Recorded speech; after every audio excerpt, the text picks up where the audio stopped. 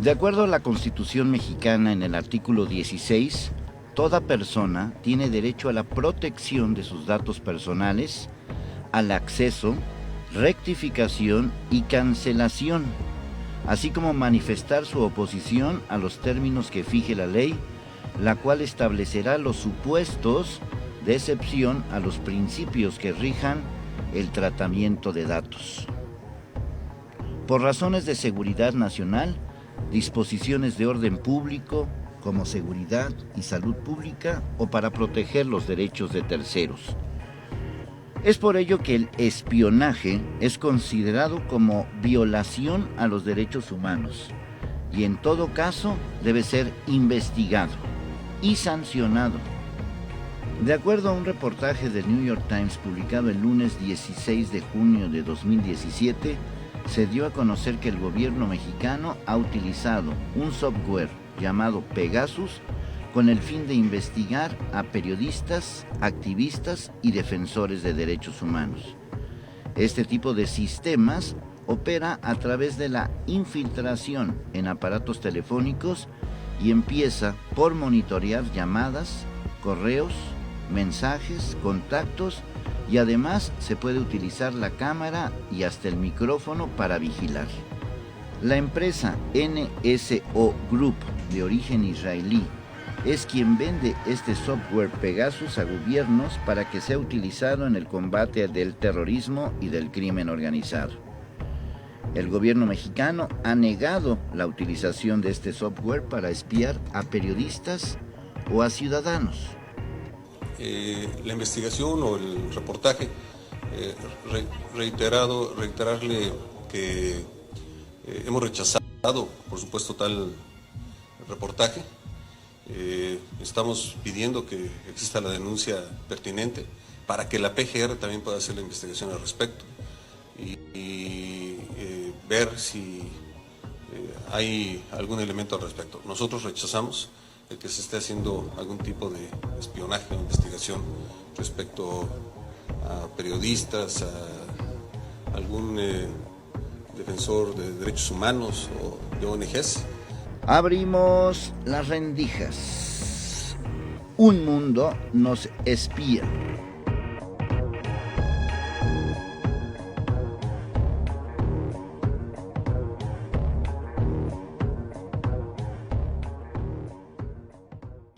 Organizaciones civiles como Red en Defensa de los Derechos Digitales, artículo 19, o Social TIC, dieron a conocer que han documentado 76 casos de intento de espionaje que han ocurrido entre enero de 2015 y julio de 2016, así como 12 intentos registrados a científicos y activistas de la Alianza por la Salud Alimentaria, para dar un total de 188 intentos de espionaje. Un aproximado de casi $80 millones es lo que se ha gastado desde el 2011 para este tipo de sistemas. Entre los afectados están los periodistas Carmen Aristegui, Carlos Loret de Mola, Salvador Camarena y otros más. Actualmente vivimos una crisis en relación a la seguridad para ejercer nuestra labor como periodistas, es decir, en un escenario donde tenemos 105 compañeros que han sido asesinados y más de 23 desaparecidos.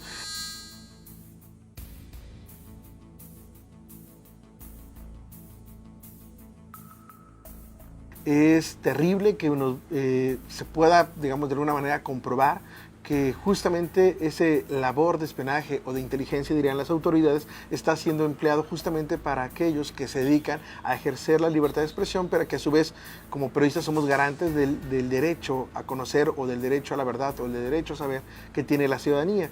Esto repercute mucho en el trabajo periodístico porque de alguna manera sentimos que no podemos ejercer nuestra profesión con libertad porque no sabemos en qué momento, por ejemplo, nuestros celulares están siendo monitoreados, están siendo de alguna manera triangulados para poder obtener la información que nosotros compartimos y qué información de alguna manera puede ser vital para que la gente pueda acceder a algo que alguien más quiere mantener oculto.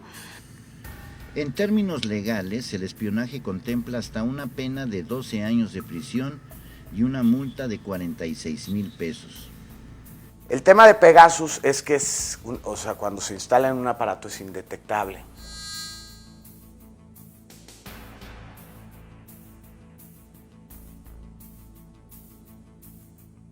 Y es prácticamente imposible rastrear, o sea, de dónde salió y cómo es que se está haciendo el rastreo. Este tipo de espionaje, el Código Penal contempla hasta una pena de 12 años de prisión para la persona que realice este tipo de espionajes y una multa de hasta casi 46,000 pesos.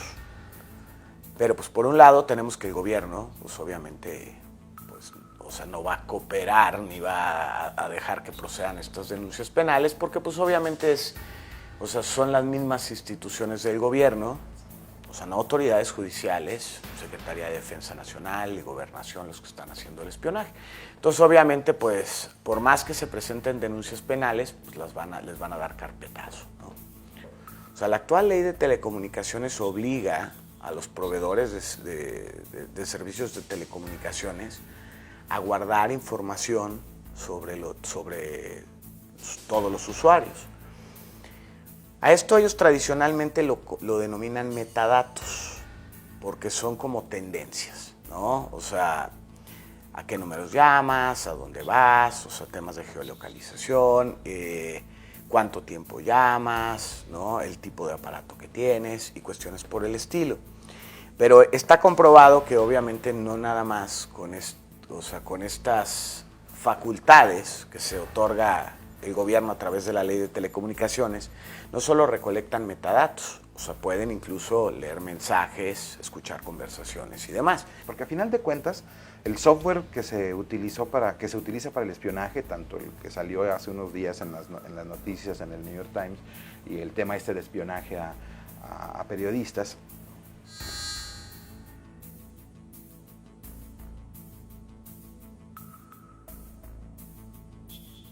pues no es nada nuevo. De hecho, las revelaciones de Snowden de hace 4 o 5 años, ya nos decían cómo de manera sistemática el gobierno de Estados Unidos espía sobre sus ciudadanos y sobre los ciudadanos del mundo, ¿no? Entonces, y recientemente los grupos de hackers estos han descubierto, por ejemplo, el arsenal cibernético que tenía la National Security Agency de los Estados Unidos, en los cuales ellos sabían cómo meterse a los teléfonos, a las televisiones, a las computadoras, no importa la marca, aprovechar las vulnerabilidades de la tecnología y bueno, una de las cosas que señalaban es que de forma irresponsable hacia la sociedad, porque pues se supone que los expertos en tecnología, los expertos en software, cuando encuentran una vulnerabilidad, lo ético es comunicarla y decirles al autor de ese programa o de esa aplicación, decirle, oye, tienes un problema aquí que pone en peligro a tus usuarios, arréglala. Las leyes establecen que el gobierno tiene la facultad de intervenir comunicaciones, pero solo mediante una orden judicial que especifica que el único fin deberá ser detectar delincuencia organizada o grupos terroristas. Si lo hablamos en estricto sentido desde el punto de vista de la seguridad y la justicia, a veces es necesario monitorear e intervenir comunicaciones siempre para llegar a tiempo y evitar un mal mayor.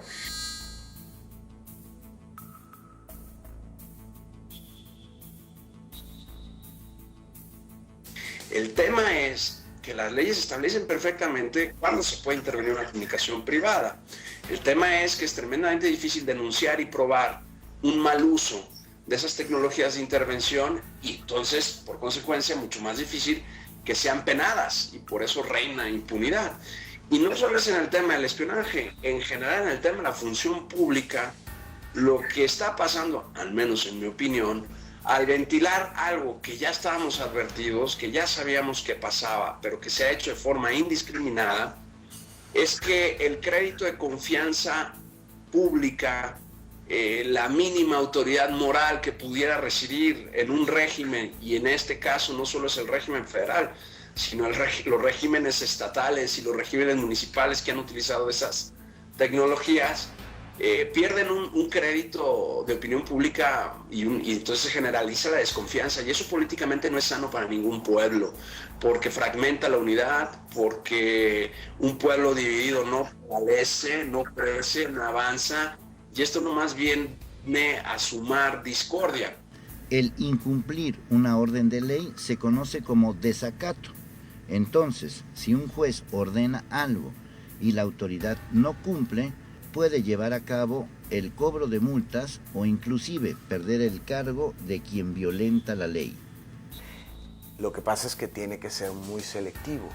Y tiene que ser muy selectivo con base en los criterios de que sean los jueces los que determinen en qué casos se puede utilizar, ¿no? Inclusive, pues la empresa esta israelí, NGO y Hacking Team, que también vendió softwares aquí en México, lo han dicho, no, es que es como vender un arma. O sea, nosotros vendemos el arma, pero pues ya el uso que se le dé, pues ya está fuera de nuestro control, ¿no? Y ellos lo dicen, nuestro software está diseñado para luchar contra el terrorismo principalmente y en segundo término contra el crimen organizado. Entonces lo vendemos nada más a gobiernos por esa razón. Y por tanto, obviamente los gobiernos pues, tendrían que justificar el uso del software para estos casos particulares con órdenes de jueces. El otro lado de la moneda, si hay una escucha ilegal a través de un amparo, o sea, tú detectas, todavía no te acusan de nada, pero tú detectas que te están siguiendo, que te están escuchando, que están interviniendo tus comunicaciones, a través de un amparo, un juez sí puede decirle al Estado, deja de hacerlo. El incumplir una orden de un juez se conoce como desacato. O sea, si un juez ordena algo y la autoridad no cumple, esto conlleva que esa autoridad caiga en desacato. El desacato para la autoridad puede conllevar multas, puede llevar que pierda el cargo e incluso cárcel.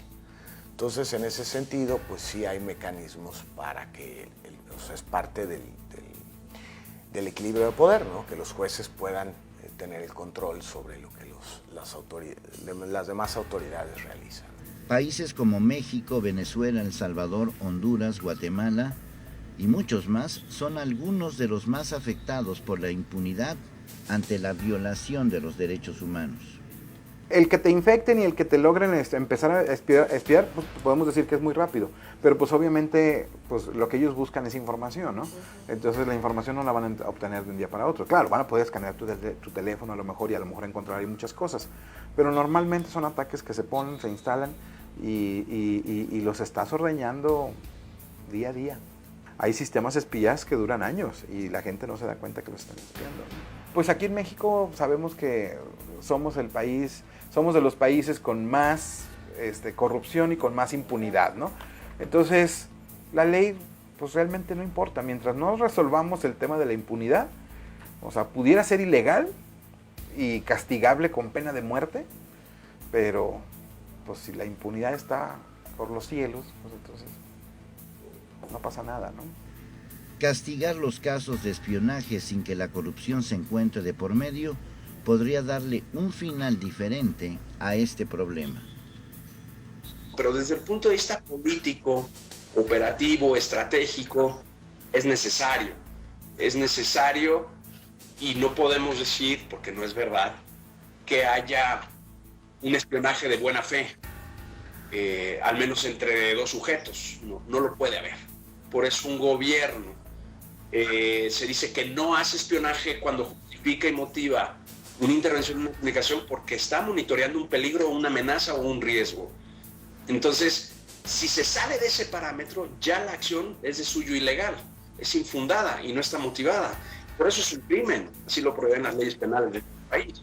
Entonces, el problema es controlar a través de la judicatura esos casos donde se demuestre que no se hizo de forma legal ni de forma fundada ni motivada, y castigar esos casos para que así haya una mayor prudencia, un mayor, vamos a decir, acierto a la hora de justificar nuestras intervenciones.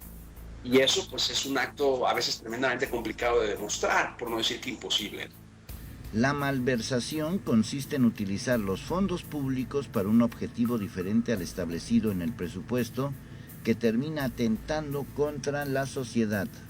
Existe una malversación de los fondos públicos, y lo digo de esta manera porque eso es un delito, porque cuando tú utilizas un recurso público que está destinado para una finalidad, pero lo usas para otras, ahí hay un riesgo. Y también es un riesgo porque entonces quiere decir que estas software o este tipo de actividades no se están haciendo para combatir la verdadera inseguridad del país, ¿no? Que supuestamente se adquirió para uso exclusivo de la Sedena, de la Secretaría de Gobernación y de la PGR, justamente para abatir, digamos, a los líderes del crimen organizado, como el gobierno federal le gusta llamar. Yo creo que es un atentado contra toda la sociedad porque justamente eso se adquiere de los recursos de todos. Y específicamente para los periodistas se convierte, digamos, en una obstáculo más para poder ejercer una labor que, como te digo, justamente está siendo violentada por el actual escenario de violencia contra el gremio. El phishing o spear phishing son software que sirven de anzuelo para pescar, entre comillas, a una víctima. Un día es un virus que se inyecta por un SMS, otro día es por WhatsApp, otro día es por Facebook, otro día es por anuncio que me aparecen navegando. O sea, la verdad es que yo no te puedo anticipar cuáles son todos los, a veces se les llama así, anzuelos que se pueden utilizar para esto, ¿no? Los tipos de ataque se llama phishing, ¿sí? Y el phishing, pues en español es pescando, ¿no? O sea, ¿qué me sirva de anzuelo para pescar a alguien? Pues puede ser cualquier cosa. También hay que identificar, hay phishing y hay lo que se llama spear phishing. El phishing es simplemente como que avientas la red, ¿no? Y el que caiga, ¿sí? Y con eso somos vulnerables para extorsión, ¿no? Ni el software ni de NSO, el israelí de Pegaso, ni es el Da Vinci, ni es el Galileo. Esos son muy caros. No, es software que cualquiera puede hacer y que realmente no tiene una sofisticación muy elevada, ¿no? En el spear phishing es cuando el ataque es dirigido, es decir, es un mensajito, por ejemplo, el de SMS. Eso es cuando particularmente te quieren a ti espiar, ¿sí? Entonces te mandan a tu correo nada más, o te mandan un mensaje o un WhatsApp, pero nada más a ti, esperando que caigas. Y bueno, ese es el caso que se dio con los periodistas y los activistas. Tener la capacidad de relacionarnos más allá de líneas, aunque a veces sea muy complicado, y apostar en la medida de lo posible por tener medios alternos de comunicación es una de las soluciones que se aportan según los especialistas.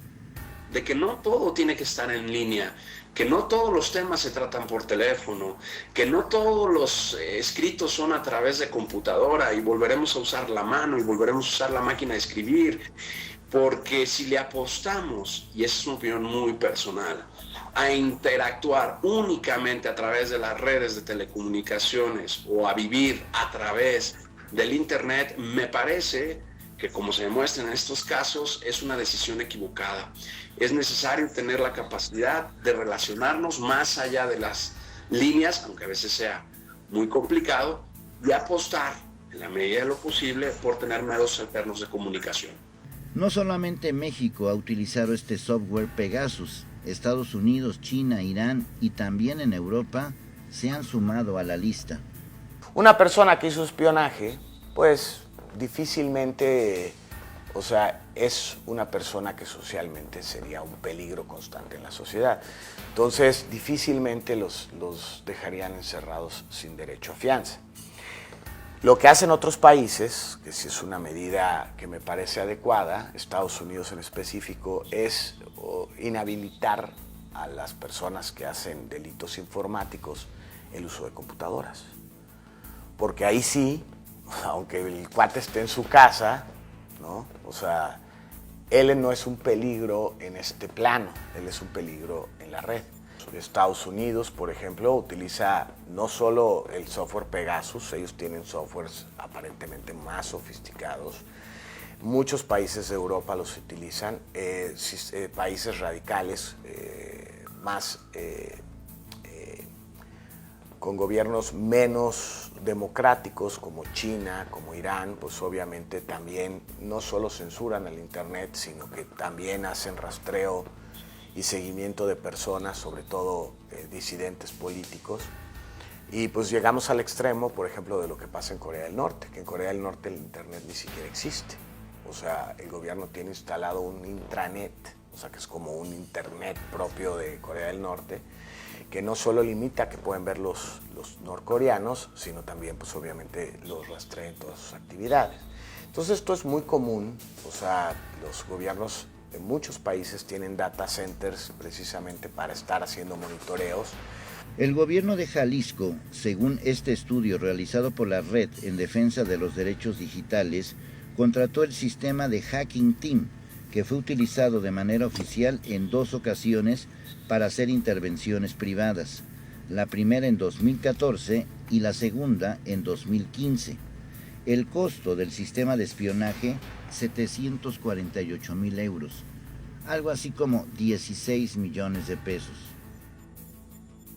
Yo recuerdo de manera como muy puntual el trabajo de Reporte Índigo, dieron a conocer cómo el gobierno de Jalisco adquirió a través de una empresa israelí un software que tenía la intencionalidad de contribuir o reforzar las labores de seguridad de la Fiscalía General del Estado, que en ese entonces, digamos, con el anterior fiscal fue que se dio la adquisición. Lo que ocurrió en su momento con el fiscal Nájera es que se comprometió él a evidenciar y a hacer pública las labores o como versiones públicas de qué se está utilizando el famoso software.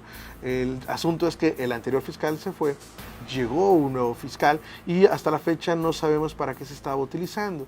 El gobierno de Jalisco ha negado actos de espionaje a ciudadanos. En Jalisco no hay espionaje. Desde el inicio de esta administración, la relación tanto con los medios de comunicación, sociedad civil y organismos no gubernamentales ha sido de comunicación, diálogo transparente y abierto. Este caso debe aclararse con todas las de la ley. Hay como un doble discurso, que es siempre como una característica propia de la política mexicana, independientemente del partido. Es decir, públicamente se dice una cosa, pero internamente sucede otra. Es decir, veníamos de esta famosa rueda de prensa donde se anunció la creación de mecanismos de protección en todos los estados pero a su vez también experimentamos otro proceso donde justamente la semana pasada una buena parte del gremio periodístico se conjuntó en el país, hicieron una clausura, digamos, simbólica de la Fiscalía Especializada en Delitos contra la Libertad de Expresión, justamente para manifestar que el asunto no está en crear mecanismos, sino el asunto es en respetar las condiciones para poder ejercer el periodismo. Una de esas condiciones tendría que ser ejercer el periodismo con libertad y no tener miedo que, por ejemplo, tu celular o mi celular o el celular de cualquiera pueda estar, como diríamos coloquialmente, pinchado para que alguien más pudiera escuchar lo que podemos hacer. Esto es muy preocupante porque, insisto, ¿cómo es que nosotros vamos a tener confianza para ejercer un periodismo libre si de antemano ya sabemos, por ejemplo, que la mayoría de las agresiones contra periodistas provienen de servidores públicos que quizás puedan estar utilizando el propio software que se adquirió para, digamos, labores de seguridad? Poco a poco estas agencias especializadas en investigar, en espiar, en los famosos detectives, quizás pasen a la historia. Es muy importante que destaquemos que no porque se haya hecho antes o no porque se haya hecho mucho, esta historia de esta nueva forma de espionaje pase al olvido y sea una anécdota más de este país que espía. El tema no es ni siquiera lo que hayan dicho con sus celulares o los secretos que hayan descubierto, sino la intimidación. Es decir, yo estoy encima de ti, estoy adentro de ti, en el corazón tuyo y puedo verte, puedo saber qué estás haciendo, sé dónde estás, sé con quién estás y esto se llama intimidación y esto se llama hostigamiento. Una de las formas quizás más burdas de investigar o de espiar a alguien es lo que tú y yo recibimos a diario. Sí, tú y yo todos los días recibimos una llamada en nuestro celular que nos invitan a una nueva tarjeta, que nos invitan a una tienda departamental o a cambiar de compañía de celular. Esa gente que te habla sabe tu nombre y sabe tu teléfono. Con eso es más que suficiente para hacer maravillas. Nosotros mismos en las redes sociales somos vulnerables al poner con quién estamos, dónde estamos, la foto de no sé cuántos personajes. Pero una cosa es que eso suceda o que pueda suceder y otra cosa es que tengamos que vivir en el miedo. Entonces, no tendría ninguna razón de ser, ni siquiera tener internet o usar las redes sociales. Si un gobierno no te asegura seguridad, entonces ya no te asegura nada. Aquí, lo fundamental de toda esta historia es que estas personas fueron vulneradas de todos sus derechos. Estas personas fueron alteradas de su vida cotidiana y ninguno de ellos es un criminal. Cuando esto de espiar se aplica a la vida de quienes no han hecho nada, eso solamente puede calificarse como una desgracia y el tema es muy grave. Una cosa es espiar qué está haciendo una persona que conozco, otra cosa es espiar a un grupo criminal, pero espiar por hostigar, por molestar, por estar encima de ti, no tiene una explicación lógica. Tiene que haber también un elemento no material que se llama el prestigio y el honor para que los ciudadanos miren con respeto a su autoridad. Entonces, cuando no hay prestigio y no hay honor, difícilmente va a haber obediencia y lo que es peor aún, difícilmente va a haber cumplimiento. Y hago la distinción entre obediencia y cumplimiento porque la obediencia pues a veces es el que tiene la potestad oficial, pero el que cumple lo hace también porque asume que obedecer le es positivo también. Y un pueblo que desconfía de la autoridad cada vez desobedecerá más, por tanto cumplirá y será un pueblo que no avanzará ni en la democracia, ni en el Estado de Derecho, ni en la vida larga, sana y eficaz de las instituciones. Como sociedad tenemos que ser más exigentes a nuestras autoridades, ¿no? Tenemos que decir que esto no debe de continuar y lo debemos de reflejar manifestándonos, pero lo más importante en el voto, ¿no? Creo que tenemos que mandar un mensaje muy fuerte. Desgraciadamente, pues prácticamente todos los partidos políticos han utilizado también herramientas de trolling y de espionaje y de guerra sucia y ese tipo de cosas, ¿no? Pero sí, ahí nosotros tenemos que pues ahora sí que ponernos las pilas como sociedad y empezar a hacer esta manifestación de repudio, de no estar de acuerdo, ¿no? Independientemente de lo que hagamos para proteger. Pero sí, está muy mal. El que se utilice recursos del erario para gastar en un software para espiar a la misma ciudadanía, pues es como dicen por ahí, orwelliano. Sí. Hay diversas organizaciones como Artículo 19, como CENCOS o como algunas otras que están pronto a ofrecer cursos a medidas de autoprotección para los periodistas y creo que es una obligación de nosotros tomarlas. Hay algunas otras organizaciones que están ofreciendo talleres para protección digital, ¿no? Que es bien importante cómo saber cómo encriptar mensajes, cómo encriptar llamadas, cómo utilizar software que no puede ser monitoreado, por ejemplo, ¿no? La mayoría de nosotros utilizamos quizás herramientas como WhatsApp cuando es una de las más vulnerables, ¿no? Y a veces creemos que ahí dándole la información delicada nadie la va a monitorear, ¿no? Entonces yo creo que esas son medidas que tenemos que tomar y a su vez nosotros como periodistas tenemos que exigir que los medios también se hagan responsables de nuestra seguridad porque hasta ahora escasos medios son los que han salido a responder cuando ocurre un atentado contra sus periodistas, ¿no? La mayoría de los medios, como lo hace el Estado, los deja solos.